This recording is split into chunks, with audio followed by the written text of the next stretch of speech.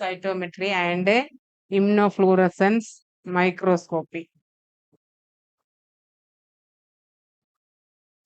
Flow cytometry and immunofluorescence microscopy are two powerful and complementary techniques used to analyze cells.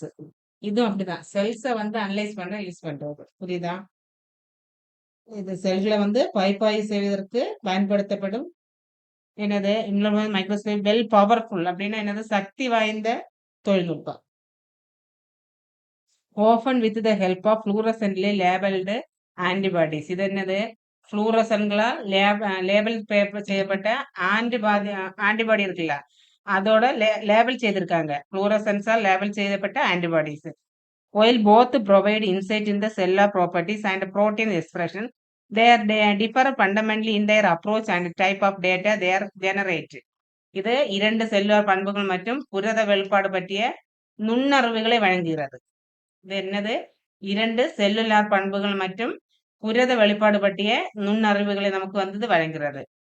They differ fundamentally in approach their type of data generate அப்படின்னா அவற்றை அணுகுமுறை இருக்குல்ல அதோட உருவாக்கும் தரவு அடிப்படையிலும் இது என்னது வேறுபடுகிறது.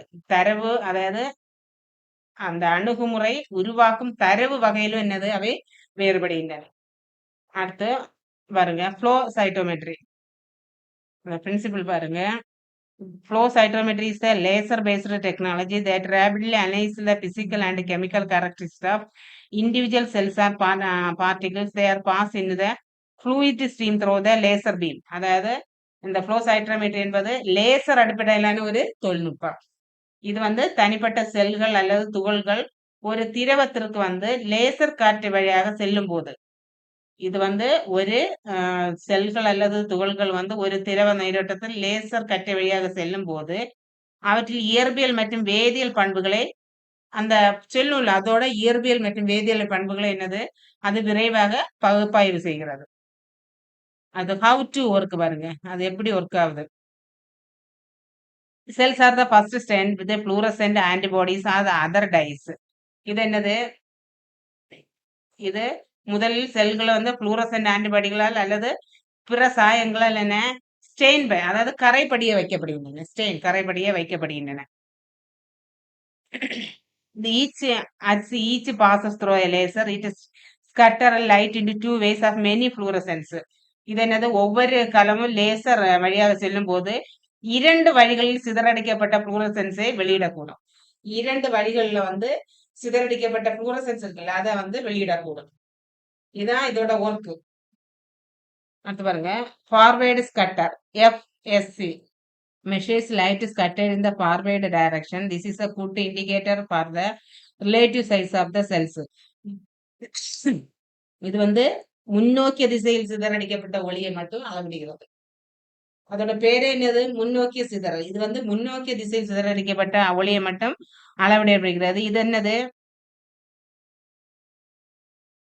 இது வந்து செல்லினோட ஒப்பீட்டு அளவை காட்டுறதுல ஒரு நல்ல குறிகாட்டியாக இருக்கிறது. செல்லோட ஒப்பீட்டு அளவை காட்டுறதுல. அடுத்து பாருங்க சைடு ஸ்கட்டர். சைடுல பக்கவாட்டு பக்க சிதறல் அதான் சைடு ஸ்கட்டர் பக்க சிதறல். Measure light scattered at 90 degree angle. This provide information about internal complexity of the granularity of the cells. இது 90 டிகிரி கோணத்தில் சிதறடிக்கப்பட்ட ஒளியை அளவிடுகிறது. இது செல்லில் உள்ள சிக்கலான தன்மை மற்றும் நுணுக்க தன்மைகளை பற்றிய தகவல்களை வழங்குகிறது. இது செல்லில் உள்ள சிக்கலான தன்மை மற்றும் நுணுக்க தன்மை பற்றிய தகவல்களை வழங்குகிறது. அடுத்து பாருங்க fluorescence. When a fluorescence labeled antibody and the cell is excited by the laser, it emit light and specific wavelength. இது என்னது ஒளிர்வு என பெயரிடப்பட்ட ஆன்டிபாடியை லேசரால் தூண்டும் போது இட் எமிட் ஸ்பெசிபிக் வேவ்லெந்த் இது குறிப்பிட்ட அலைநீளத்தில் ஒளியை வந்து வெளிவிடுகிறது. The intensity of this emitted light is measured by a detector providing a quantitative measure of the amount of target molecule are inside the cells. இது என்னது உமிழப்படும் ஒளியின் தீவிரம் வந்து டிடெக்டரால் அன்னது அளவிடப்படுகிறது. இது வந்து களத்தில் உள்ள அல்லது இலக்கு மூலக்கூறின் அளவை வந்து வழங்குகிறது. இது களத்தில் உள்ள அல்லது உள்ளே உள்ள இலக்கு மூலக்கூறின் அளவை வந்து என்னது இது வழங்குகிறது. அடுத்ததோட அப்ளிகேஷன்ஸ் இதோட பயன்பாடுகள் பாருங்க. Cell counting and sorting, cell counting and sorting. It quickly count different cell population within the heterogeneous sample and in the case of cell sorter, physically separate and collect them. அதாவது செல் counting and sorting சொன்னா செல்லோட எண்ணிக்கை மற்றும் வரிசைப்படுத்துதல், செல்லோட எண்ணிக்கை மற்றும் வரிசைப்படுத்துதல். அது பாருங்க, இது வந்து பாருங்க it quickly count different sell population. இது வந்து என்னது, பன்முக தன்மை கொண்ட மாதிரியில் உள்ள வெவ்வேறு எண்ணிக்கையை வந்து விரைவாக கணக்கிட முடியும். புரியுதா? பன்முகத்தன்மை கொண்ட வெவ்வேறு செல் எண்ணிக்கையை வந்து விரைவாக இதனால கணக்கிட முடியும். மற்றும் ஒரு செல் வரிசைப்படுத்தி அவற்றை உடல் ரீதியாக பிரித்து சேகரித்து, ஒரு செல்லை வரிசைப்படுத்தி அவற்றை என்னது உடல் ரீதியாக பிரித்து சேகரிக்கிறது. அடுத்து immunophenotyping, identifying and quantifying different cell type based on their specific surface markers. அதாவது வெவ்வேறு செல் வகைகளை அவற்றின் குறிப்பிட்ட மேற்குறிப்பான்களின் அடிப்படையில் அடையாளம் கண்டு அளவிடுதல். புரியுதா? வெவ்வேறு செல் வகைகளை அவற்றோட மேற்பரப்பின் அடிப்படையில் அடையாளம் கண்டு அளவிடுதல். அடுத்து பாருங்க, செல் சைக்கிள் அனலைசிஸ், செல் சுழற்சி பகுப்பாய்வு, செல் சைக்கிள் அனலைசிஸ், செல் சுழற்சி பகுப்பாய்வு. Measuring DNA content determine the proportion of cells, different phases of cell cycles. என்னது, செல் சுழற்சியின் வெவ்வேறு கட்டங்களில் என்னது செல்களின் விகிதத்தை தீர்மானிக்க டிஎன்ஏவே என்னது அளவிடுதல். செல் சுழற்சியின் வெவ்வேறு கட்டங்களில் உள்ள செல்களின் விகிதத்தை தீர்மானிக்க டிஎன்ஏவை வந்து அளவிடுதல். சொல்லி பாருங்க, immunofluorescence microscopy is a technique that uses fluorescent dyes conjugated to the antibodies to visualize the location and abundance of the specific target molecules within the preserved cells or tissue sample. இது வந்து ஒரு fluorescens microscope என்பது ஒரு நுண்ணோக்கி நுட்பம். இது வந்து ஆன்டிபாடிகள் இணைக்கப்பட்ட ஃப்ளூரசன் சாயங்களை பயன்படுத்தி பாதுகாக்கப்பட்ட செல் அல்லது திசு மாதிரிக்குள் ஒரு குறிப்பிட்ட இருப்பிடத்தை மிகுதியையும் காட்சிப்படுத்துகிறது. இது எதை பயன்படுத்தினா, ஆன்டிபாடிகள் இணைக்கப்பட்ட ஃப்ளூரசன் சாயங்களை பயன்படுத்தி பாதிக்கப்பட்ட செல் அல்லது திசு மாதிரிக்குள் ஒரு குறிப்பிட்ட இருப்பிடத்தையும் மிகுதியையும் வந்து இது என்னது காட்சிப்படுத்துகிறது. The sample is fixed with a preservative structure. It is then treated with the antibodies which bind to target molecules. A fluorescent microscopy is used to excite the fluorophore and emitted light is captured to create a detailed image. அப்படின்னா என்னது, இது வந்து ஒரு மாதிரியானது அதன் கட்டமைப்பை பாதுகாக்க சரி செய்யப்படுகிறது. The sample is fixed preservative structure, அதாவது அதோட கட்டமைப்பை பாதுகாக்க சரி செய்யப்படுகிறது. பின்னர் அது என்ன பண்ணாங்கன்னா, இலக்கு மூலக்கூறுடன் பிணைக்கப்படும் ஆன்டிபாடிகளுடன் என்னது சிகிச்சை அளிக்கப்படுகிறது. அதுக்கப்புறம் என்னது, புளோரோஸ்போரை தூண்டுவதற்காக ஒரு ஃப்ளூரோசன்ஸ் நுண்ணோக்கி பயன்படுத்தப்படுகிறது. மேலும் இது என்னது, உமிழப்படும் ஒரு ஒளி ஒரு விரிவான படத்தை உருவாக்க கைப்பற்றப்படுகிறது. ஒர்க் அப்படின்னா என்னது, ஃபர்ஸ்ட் வந்து மாதிரி வந்து ஒரு கட்டமைப்பை பாதுகாக்க சரி செய்யப்படுகிறது. பின்னர் அது என்னது, இலக்கு மூலக்கூறுடன் பிணைக்கப்பட்டு ஆன்டிபாடிகளுடன் என்னது சிகிச்சை அளிக்கப்படுகிறது. அடுத்து ஸ்போரோஃபோரை தூண்டுவதற்காக ஒரு புளோரசன்ஸ் நுண்ணோக்கி வந்து பயன்படுத்தப்படுகிறது. மேலும் இது என்னது, உமிழப்படும் ஒரு ஒளி வந்து ஒரு விரிவான படத்தை உருவாக்குகிறது. டைப்ஸ் பாருங்க, direct immunofluorescence, indirect immunofluorescence, direct immunofluorescence, indirect இம்யூனோஃப்ளூரசன்ஸ்.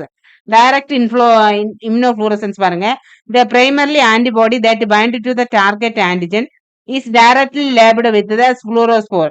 This is one step process. அதாவது ஆன்டிஜெனிடம் இலக்கு ஆன்டிஜெனிடம் பிணைக்கும் முதன்மை ஆன்டிபாடி நேரடியாக ஒரு புளோரோபோருடன் பெயரிடப்பட்டு இது ஒரு படி செயல்முறை என கருதப்படுகிறது. அடுத்து பாருங்க, மறைமுக அதாவது இன்டைரக்ட் இம்யூனோஃப்ளூரசன்ஸ், மறைமுக இம்யூனோஃப்ளூரசன்ஸ், indirect இம்யூனோஃப்ளூரசன்ஸ். And labeled primary antibody bind to the target followed by the fluorescently labeled secondary antibody that recognizes the primary antibody. This is the two-step process provides signal amplification, making it more sensitive and prepared method for the detecting low abundance molecules. இது பெயரிடப்படாத முதன்மை antibody இலக்குடன் என்னது பிணைக்கிறது. அதை தொடர்ந்து என்ன ஆகுது, முதன்மை antibody அங்கீகரிக்கும் ஒரு ஒளிரப்பட்ட இரண்டாம் நிலை ஆன்டிபாடிகளுக்கு இது என்னது சிக்னல்களை கொடுக்கிறது. சிக்னலை கொடுத்து இரண்டு கொடுத்து அதோட பெருக்கத்தை ஏற்படுத்தும். இது வந்து ஒரு 2 படி செயல்முறையாக உள்ளது. இது வந்து அதிக உணர்திறன் கொண்டது, குறைந்த மிகுதி மூலக்கூறுகளை கண்டதற்காக ஒரு முறையாகும். இது அதிக உணர்திறன் கொண்டது மற்றும் குறைந்த மிகுதி மூலக்கூறுகளை கண்டதற்கான ஒரு ஒரு ஒரு முறையாக வந்து இதனை கருதுறாங்க. அடுத்து பாருங்க, இதோட அப்ளிகேஷன் கொடுத்துருக்காங்க. Application protein localization, cellular morphology, pathology. Protein localization பாருங்க, விஷுவலைஸ் இந்த precise location of protein with இந்த செல்ஸ். எக்ஸாம்பிள் வந்து நியூக்ளியஸ், சைட்டோபிளாசம் அந்த செல் மெம்பர். அதாவது புரதம் வந்து புரோட்டீன் லோக்கலைசேஷன்னா புரத உள்ளூர் மயமாக்கல். ஒரு செல்லுக்கு ஒரு புரதத்தின் துல்லியமான இருப்பிடத்தை காட்சிப்படுத்துதல். எங்கெல்லாம்னா கரு, சைட்டோபிளாசம் இல்லாத என்னது செல் சவுல. அடுத்து பாருங்க, செல்லுலார் மார்பாலஜி, செல்லுலார் உருவவியல், உருவவியல் அப்படின்னு சொல்ல morphology. Imaging cellular structure like cytoskeleton, organelles and cell junctions. இது சைட்டோஸ்கெலிட்டன் அது ஆர்கனல்ஸ் அப்படின்னு என்னது உறுப்புகள் மற்றும் செல் ஜங்ஷன் செல் சந்திப்புகள் போன்ற செல்லுலார் கட்டமைப்புகளை வந்து என்னது படம் பிடிக்கிறது. அடுத்து பாருங்க, பேத்தாலஜி. பேத்தாலஜின்னா என்னது நோயியல். Diagnosing disease by detecting specific antigen tissue biopsies. Example பாருங்க, autoimmune disease or infectious disease. அதாவது திசு பயாப்சியில் குறிப்பிட்ட ஆன்டிஜென்களை கண்டறிவது மூலம் நோய்களை கண்டறிதல். திசு பயாப்சிஸ்ல வந்து குறிப்பிட்ட ஆன்டிஜென்களை கண்டறிவதன் மூலம் நோய்களை கண்டறிது. பாருங்க, ஆட்டோ இம்யூனோ நோய்கள் மற்றும் தொற்று நோய்கள், அதாவது எக்ஸாம்பிள் கொடுத்துருக்காங்க. அடுத்து பாருங்க, comparison of flow cytometry or inflorescence. அதோட கம்பேரிசன் கொடுத்துருக்காங்க பாருங்க. சாம்பிள் ஸ்டேட் பாருங்க, செல் சப்டிவிஷனா இருக்கும். இது ஃபிக்ஸ்டு செல் அண்ட் டிஷ்யூஸா இருக்கும். டேட்டா அவுட்புட் பாருங்க, குவான்டிடேட்டிவா இருக்கும். இதுல வந்து குவான்டிடேட் அண்ட் சாப்டிக்கலா இருக்கும். சாப்டியல். த்ரோபுட் பாருங்க, ஹை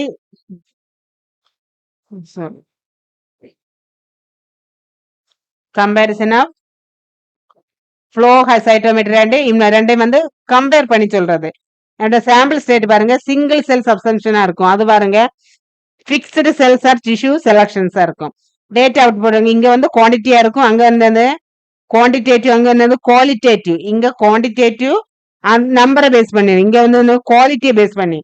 த்ரோபுட் பாருங்க, ஹையா இருக்கும், இங்க வந்து லோவா இருக்கும். இன்ஃபர்மேஷன் கெயின் பாருங்க, measure cell size, granularity, total fluorescence intensity, good for bulk statics and population. இங்க பாருங்க, reveals of distribution, colonisation and morphological molecules with இந்த செல். புரியுதா? அடுத்து பாருங்க, அதோட ஃபியூச்சர் கொடுத்துருக்காங்க. Flow cytometry, immunofluorescence microscopy. Key advantage பாருங்க, high throughput quantitative analysis of large cell. Feature flow cytometry, immunofluorescence microscopy. Key advantage பாருங்க, high throughput quantitative analysis, large population, high resolution visual localization molecule in the negative content. அடுத்து பாருங்க, detection of the molecule in the living cells. Detection of molecular in the living cells. The ability of detect the visualized detection and molecular of living cells என்னது உயிருள்ள செல்களில் உள்ள மூலக்கூறுகளை கண்டறிதல். புரியுதா?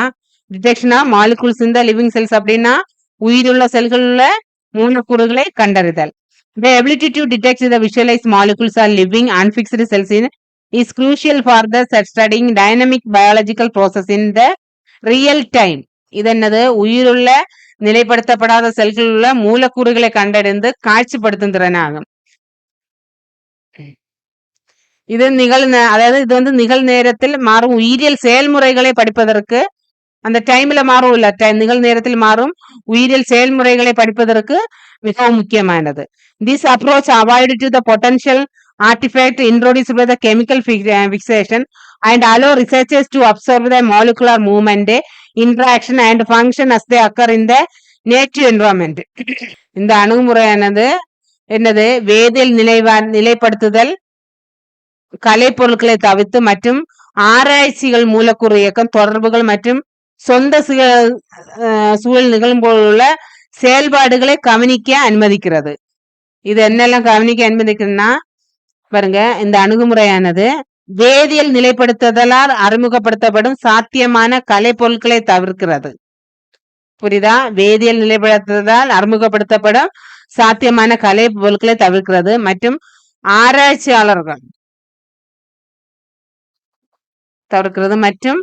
ஆராய்ச்சியாளர்கள் மூலக்கூறு இயக்கம், தொடர்புகள் மற்றும் அவரது சொந்த சூழலில் நிகழும் போது செயல்படுவதை கவனிக்க என்னது இது அனுமதிக்கிறது. அடுத்து பாருங்க, ஜெனட்டிக்கலி என்கோடட் ஃப்ளூரசன்ட் டைஸ், அதாவது மரபணு ரீதியாக குறிக்கப்பட்ட fluorescent குறிச்சொற்கள். genetically encoded fluorescent tag. This is the most common and powerful method for tracking protein in living cells. இது என்னது? உயிருள்ள உயிரணுக்களின் புரதங்களை கண்காணிப்பதற்கு மிகவும் பொதுவான மற்றும் சக்தி வாய்ந்த ஒரு முறை.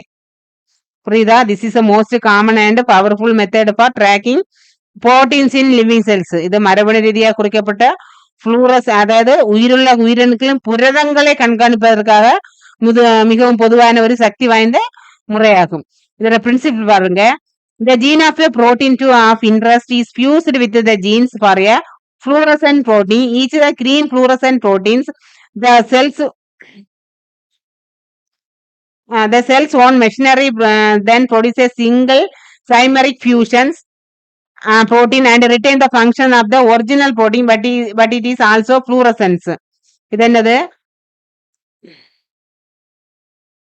இது வந்து ஒரு புரதத்தோட மரபணு, அதாவது ஒரு புரதத்தோட மரபணு, அதாவது இப்படி சொல்லுவாங்கல்ல GSP, அதாவது கிரீன் ஃப்ளூரசன்ட் புரோட்டீன், பச்சை ஃப்ளூரசன்ட் புரதம் இருக்குல்ல, அதுதான் என்னது? இது வந்து ஒரு புரதத்தில் ஆர்வமுள்ள ஒரு புரதத்திற்கான மரபணு. அப்ப இந்த கிரீன் ஃப்ளூரசன்ட் புரோட்டீனோட போன்ற ஒளிரும் புரதத்திற்காக மரபணு அது வந்து என்னது? ஒளிரும் புரதத்துடன் இணைக்கப்படுகிறது. ஒளிரும் புரதம்னா ஃப்ளூரசன்ட் புரோட்டீன் FP இருக்குல்ல, அது வந்து அதோட இணைக்கப்படுகிறது. பின்னர் என்னது புரோட்டீன் செயல்பாட்டை தக்க வைத்து கொண்டு சைமெட்ரிக் இணைவு புரதத்தை வந்து என்னது இது உருவாக்குகிறது. ஆனால் இது ஒளிரும் தன்மையுடையதாக உள்ளது. அடுத்து பாருங்க, ஹவ் இட் ஒர்க், இது எப்படி ஒர்க் பண்ண கொடுத்துருக்காங்க பாருங்க. The gene when the cell express the fusion genes, the fluorescent protein tag allow researchers to visualize the protein localization and movement using a fluorescent microscope. புரியுதா? ஹவ் டு ஒர்க் அப்படின்னா இது வந்து இந்த செல் இணைவு வந்து மரபணுவை வெளிப்படுத்தும் போது ஃப்ளூரசன்ட் புரதம் என்னது? ஆராய்ச்சியாளர்கள் ஒரு ஃப்ளூரசன்ட் நுண்ணோக்கியை பயன்படுத்தி புரதத்தின் உள்ளூர் மயமாக்கல் மற்றும் இயக்கத்தை காட்சிப்பட அனுமதிக்கிறது. புரியுதா? வெந்த எக்ஸ்பிரஷன், அதாவது மரபணு வந்து இதுல மரபணு வெளிப்படும் போது ஃப்ளூரசன்ட் புரத குறிச்சொல் வந்து ஆராய்ச்சியாளர்கள் ஃப்ளூரசன்ஸ் நுண்ணோக்கியை பயன்படுத்தி புரதத்தின் உள்ளூர் மயக்கமாக்கல் மற்றும் இயக்கத்தை வந்து காட்சிப்படுத்த அனுமதிக்கிறது. GSP மற்றும் அதன் வழித்தோன்றல்கள் உள்ள ஊடுருவும் தன்மை செல் பல மணி நேரம் அல்லது நாட்கள் உயிரோடு இருக்க முடியும் என்பதாகும். அந்த அவங்க பண்ண அந்த எக்ஸ்பெரிமெண்ட்ல என்ன வந்துச்சு? செல் வந்து என்னது? ஊடுருவ தன்மை செல் பல மணி நேரம் அல்லது நாட்கள் வந்து உயிருடன் இருக்க முடியும் என்பதாகும். இதோட பயன்பாடுகள் பாருங்க. Applications: protein localization, organelle tracking, gene expression monitoring. அதாவது புரோட்டீன் உள்ள லோக்கலைசேஷன் உள்ளூர் புரதமாக்குதல். அடுத்து ஆர்கனல் ட்ராக்கிங் அப்படின்னா என்னது? புரத உறுப்பு கண்காணிப்பு.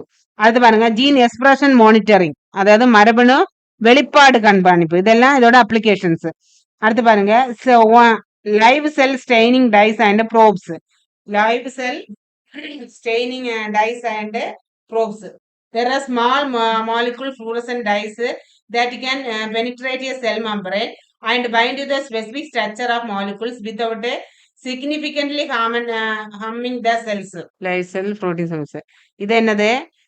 ஒரு சிறிய மூலக்கூறு ஒளிரும் சாயங்கள். அவை என்னது? செவ்வை ஊடுருவி செல்லுக்குள்ள வந்து குறிப்பிடத்தக்க தீங்கு விளைவிக்காமல் ஒரு குறிப்பிட்ட கட்டமைப்பு மற்றும் மூலக்கூறுகளுடன் பிணைக்க முடியும். இது வந்து ஒரு ஒளிரும் சாயங்களாகும். இது செல் வழியா ஊடுருவி சென்று செல்லுக்குள் குறிப்பிட்ட தீங்கை விளைவிக்காமல் கட்டமைப்பு அல்லது மூலக்கூறுகளுடன் வந்து இதனை வந்து என்னது பிணைக்க முடியும். அடுத்து பிரின்சிபல் வர்றாங்க. Unlike genetically coded take, these dyes are not part of a cell genetic code. இது என்னது? மரபணு ரீதியாக குறிப்பிடப்பட்ட குறுசொற்களை போலன்றி இந்த சாயங்கள் செல்லில் மரபணு குறியீட்டின் ஒரு பகுதியாக இல்லை. இது அந்த மரபணு ரீதியாக குறிப்பிடப்பட்ட குறுசொற்களை போல் இல்லாமல் இந்த சாயங்கள் சொல்லில் மரபணு குறியீட்டில் ஒரு பகுதியாகவும் இல்லை. அவை நேரடியாக செல் வளர்ப்பு ஊடகத்தில் வந்து சேர்க்கப்படுகிறது. மேலும் ஒரு குறிப்பிட்ட செல்லுலார் மூலக்கூறுகளை குறிவைத்து ஒளிர செய்ய வடிவமைக்கப்பட்டுள்ளது. ஒரு குறிப்பிட்ட செல்லார் கூறுகளை குறிவைத்து ஒளிர செய்ய இது வந்து வடிவமைக்கப்பட்டுள்ளது. இதோட அப்ளிகேஷன் எக்ஸாம்பிள் அண்ட் அப்ளிகேஷன்ஸ் பாருங்க. ஆர்கனல் ஸ்பெசிபிக் டைஸ் அப்படின்னு என்னது? உறுப்பு சார்ந்த சாயங்கள். அடுத்து வயாபிலிட்டி டைஸ் அப்படின்னா உயிர்ப்பு சாயங்கள். அடுத்து இண்டிகேட்டர்ஸ் அப்படின்னா என்னது? குறிகாட்டிகள். இது வந்து ஃபர்ஸ்ட் பாருங்க. ஆர்கனல் ஸ்பெசிபிக் டைஸ் இது வந்து வளர்ச்சிதை மாற்ற செயல்பாட்டை மதிப்பிடுவதற்கு மைட்ரோகாண்ட்ரியாவில் வந்து என்னது? குவியும் சாயங்கள் ஆகும். அடுத்தது வயபிலிட்டி டைஸ் பாருங்க. இது என்னது? probe the only taken on the red cells, dead cellsல இருந்தா இது எடுக்காங்க. that activated by enzyme in live cells உள்ள என்சைம்னால இது என்னது? ஆக்டிவேட் செய்யப்படுகிறது. allowing the researcher to distinguish between live and researcher ஆராய்ச்சியாளர்கள் உயிருள்ள மற்றும் இறந்த செல்களை வேறுபடுத்தி பார்க்க இது அனுமதிக்கிறது. அது பாருங்க அட்வான்டேஜ் டெக்னிக். சாரி, இண்டிகேட்டர்ஸ் இருக்கு பாருங்க. Fluorescent indicator that changes the emission based on their local concentration of ions like calcium, allowing the real-time monitoring of cell signaling event. இது என்னது? கால்சியம் போன்ற அயனிகளில் உள்ளூர் செறிவின் அடிப்படையில் அவற்றின் உமிழ்வை மற்றும் fluorescent குறிகாட்டிகள் செல் சிக்னலின் நிகழ்வுகளை வந்து என்னது? கண்காணிப்பை அனுமதிக்கிறது போன்றவற்றோட கண்காணிப்பை அனுமதிக்கிறது. அதாவது கால்சியம் போன்ற அயனிகளின் உள்ளூர் செறிவின் அடிப்படையில் அவற்றின் உமிழ்வை fluorescent குறிகாட்டிகள் செல் சிக்னலின் நிகழ்வுகள் போன்றவற்றை என்னது? கண்காணிப்பை வந்து இது அனுமதிக்கிறது. அடுத்து பாருங்க advanced techniques using fluorescent molecules. Advanced technique used fluorescent molecules. This sophisticated method used the properties of fluorescent molecule to gain quantitative information about molecular interaction and dynamics. இது என்னது? Advanced fluorescent technique using fluorescent molecules அப்படின்னா fluorescent மூலக்கூறுகளை பயன்படுத்தி மேம்படுத்த நுட்பங்கள். இது பாருங்க இந்த அதிநவீன கருமுறைகள். This sophisticated method is properties fluorescent molecule to gain the quantitative information about molecular interaction and dynamics. இது வந்து மூலக்கூறு இடைவினைகள் மற்றும் இயக்கியல் பற்றிய அளவு தகவல்களை பெற மூலக்கூறுகளின் பண்புகளை பயன்படுத்துகின்றன. அடுத்து பாருங்க இதுல வர்றது TFRET, forest resonance energy transfer. இது பாருங்க அதோட principal. FRET is the technique used to measure protein interaction of selling lines. இது வந்து உயிருள்ள செல்கள் உள்ள புரத தொடர்புகளை அளவிட பயன்படுத்தப்படும் ஒரு நுட்பமாகும்.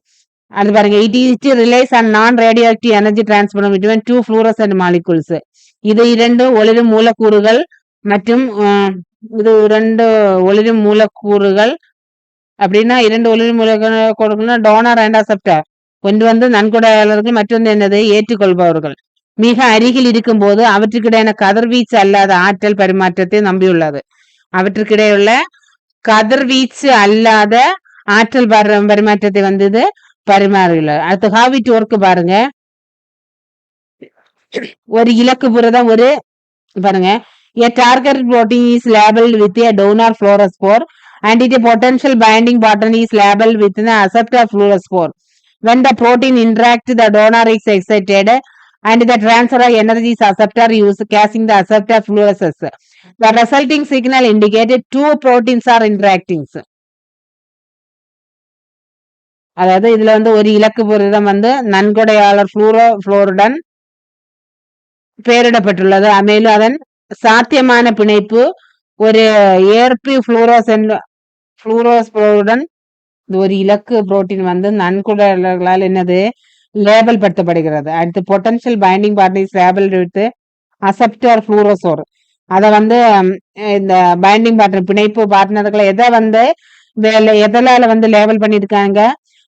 அசெப்டர் fluorophore. When the protein interact the donor is, அதாவது புரதங்கள் தொடர்பு கொள்ளும் போது நன்கொடையாளர்கள் உற்சாகம் அடைகின்றன.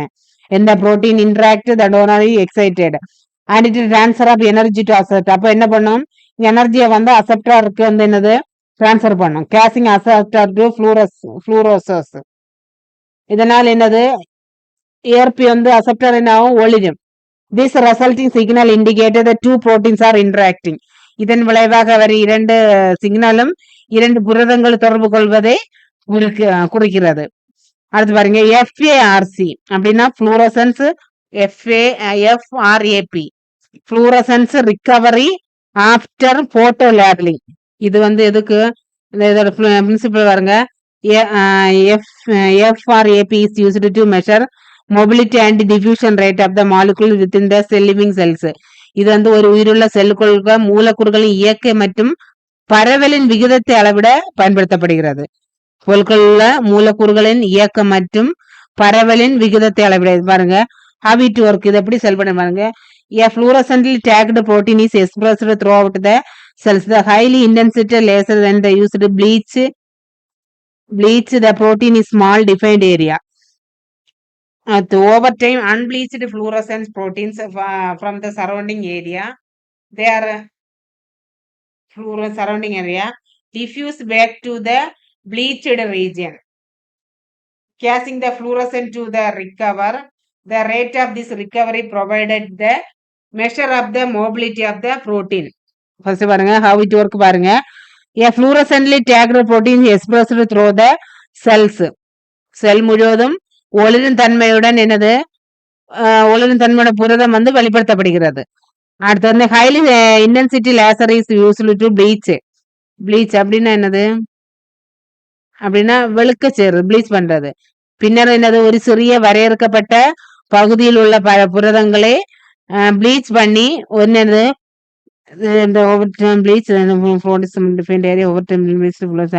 அதாவது ஒளிர செய்து உயர் தீவிர லேசர் பயன்படுத்தப்படுகிறது.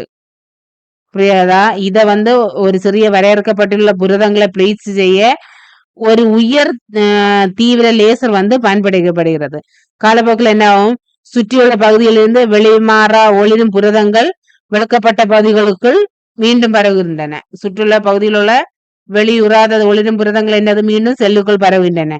இதனால் ஒளிரும் தன்மை மீண்டும் என்னது ஏற்படும். இந்த மீண்டெடுப்பின் விகிதம் புரதத்தின் இயக்கத்தின் அளவே என்னது? இது மீண்டெடுப்பின் விகிதம் வந்து புரதத்தின் இயக்கத்தின் அளவை வந்து வழங்குகிறது. அடுத்து பாருங்க, limitation of live cell imaging. Limitation of live cell imaging. Despite the power, these techniques have limitations. அதாவது நேரடி செல் இமேஜின் வரம்புகள். Limitation of live cell imaging, நேரடி செல் இமேஜின் வரம்புகள். Despite the power, this technique have limitation. இது என்னது? சக்திகள் இருந்த போதில் என்னது? வரம்புகளை வந்து இது கொண்டுள்ளது. போட்டோடாக்சிசிட்டி அப்படின்னா என்னது? ஒளி நச்சுத்தன்மை.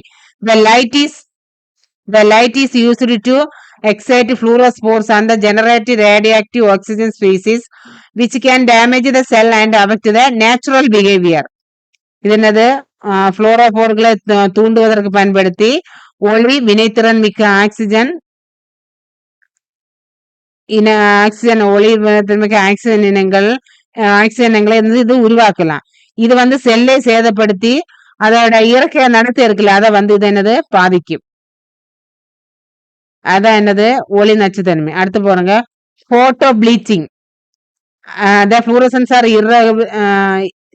irreversibly lose their ability to fluorophore their after prolonged exposure to light, making long-term observation difficult. இது என்னது? நீண்ட நேரம் ஒளி வெளியிட்ட பிறகு புளோரோபோர்கள் தங்கள் என்னது ஒளிரின் திறனை மீற முடியாமல் இழக்கக்கூடும். நீண்ட நேரம் ஒளி வெளியிட்ட பிறகு அது வந்து ஒளிரின் திறனை மீள முடியாமல் இழக்கக்கூடும். இதனால் என்னது? நீண்ட கால கவனிப்பு வந்து கடினமாக மாறும். அடுத்து பாருங்க, ஆர்டிஃபேக்ட் ஃப்ரம் டேக் அப்படின்னு என்னது? குறி சொற்களிலிருந்து கலை சொற்கள். The larger size of the fluorescence protein tag that sometimes interfere the natural function, folding, localization of protein they are the fused to. இது என்னது? பெரிய அளவிலான fluorescent வந்து என்னது? சில நேரங்களில் அவை இணைக்கப்பட்டு புரதத்தோட மடிப்பு அல்லது உள்ளூர் மயமாக்குதல் தலையிடக்கூடும். கலைப்பொருட்கள் பெரிய அளவிலான fluorescent புரதத்தில் உள்ள இணைக்கப்பட்டு அது வந்து என்னது? புரதத்தின் மடிப்பு மற்றும் உள்ளூர் மயமாக்குதலில் தலையிடக்கூடும். அடுத்து பாருங்க, in situ localization by fish and ஜிஸ்ட், அதாவது சிக்னல் இரைச்சல் விகிதம், சிக்னல் டு ரைஸ் நோஸ், அதாவது நோய்ஸ் ரேஷியோ, அதோட நோய்ஸோட ரேஷியோ வந்து குறைக்கிறது இல்ல, அதோட விகிதம் பாருங்க. The fluorescence from other cellular component then can create background noise, making it difficult to detect the signal from the molecules of interest, especially if it is present in low concentrations. புரியுதா? இது வந்து பிற செல்களிலிருந்து வரும், அதாவது பிற செல்ல குறுகளிலிருந்து வரும் auto fluorescens. அது வந்து வருന്നത് ஒரு இரைச்சலை உருவாக்கலாம். இது குறிப்பாக என்னது? இது குறைந்த செறிவுகளில் இருந்தால் ஆர்வமுள்ள மூலக்கூறுகளின் சிக்னலை கண்டறிவு கடினம். அதுக்கு வந்து கரெக்ட் செறிவில்லைன்னா அதோட மூலக்கூறுகள் சிக்னலை கண்டறிவது கடினமா இருக்கும். In situ localisation of FISH and ஜிஷ்னா என்னது? GISH குரோமோசோம்களில் குறிப்பிட்ட மரபணு வரிசையை கண்டறிவதற்கான ஒரு நுட்பம். மரபணுவில் உள்ள குரோமோசோம்களின் குறிப்பிட்ட மரபணு வரிசைகளை கண்டறிவதற்கான ஒரு நுட்பம். பாருங்க, in situ லோக்கலைசேஷன்ஸ், the molecular biology techniques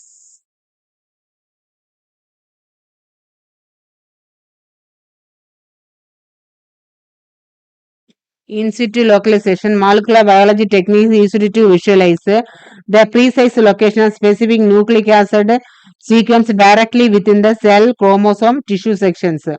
அதாவது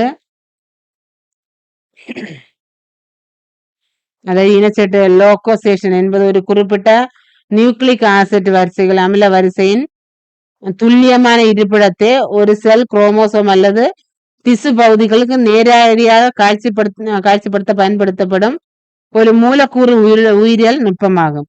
இது என்னது? முக்கியமான முறைகள் வந்து புளூரசன்ஸ், சிட்டு கலப்பினமாக்குதல் மற்றும் ஜோமினிக்கின் சிட்டு கலப்பினமாக்குதல் ஆகும். இதுல வந்து மிக முக்கியமான முறைகள் வந்து புளூரசன்ஸின் சிட்டு கலப்பினமா in situ hybridisation and genomic in situ hybridisation. அது பாருங்க, fluorescence in situ hybridizations.